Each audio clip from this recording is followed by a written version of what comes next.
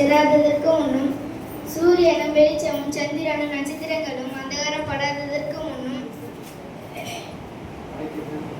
மழைக்கு பின் மேகங்கள் திரும்ப திரும்ப வராததற்கு முன்னும் வீட்டு காவலாளிகள் தள்ளாடி விவசாயிகள் கூணி போய் எந்திரம் அரைக்கிறவர்கள் கொஞ்சமாயினால் ஓய்ந்து பல கனிவெளியாய் பார்க்கிறவர்கள் இருண்டு போகிறதற்கு முன்னும் எந்திர சத்தம் தாழ்ந்ததினால் தெருவாசலில் கதவு அடைப்பட்டு குருவின் சத்தத்துக்கும் எழுந்திருக்க வேண்டியதாகி கீதவாத்திய கனிகள் எல்லாம் அடங்கி போகாததற்கு முன்னும் மேட்டுக்காக அச்சம் உண்டாகி வெளியிலே பயங்கள் தோன்றி வாதுமை மரம் பூ பூத்து வெட்டுக்கிளியும் பாரமாகி பசி தீபனம் அற்று போகாததற்கு முன்னும் வெள்ளி கயிறு கட்டிவிட்டு பொற்கிண்ணி நசுங்கி ஊற்றின் அருகே சால் உடைந்து துரவண்டையில் உருளை நொறுக்கி இவ்விதமாய் மண்ணானது தான் முன்னிருந்த பூமிக்கு திரும்பி ஆவி தன்னை தந்த தேவனிடத்திற்கு மறுபடியும் போகாததற்கு முன்னும் மாயை மாயை எல்லாம் மாயை என்று பிரசங்கி சொல்கிறான்.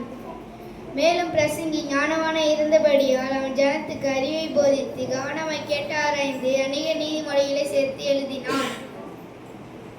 இதமான வார்த்தைகளை கண்டுபிடிக்க பிரசங்கி வகை தேடினான். எழுதின வாக்கியங்கள் செவ்வையும் சத்தியமும் மாணவைகள்.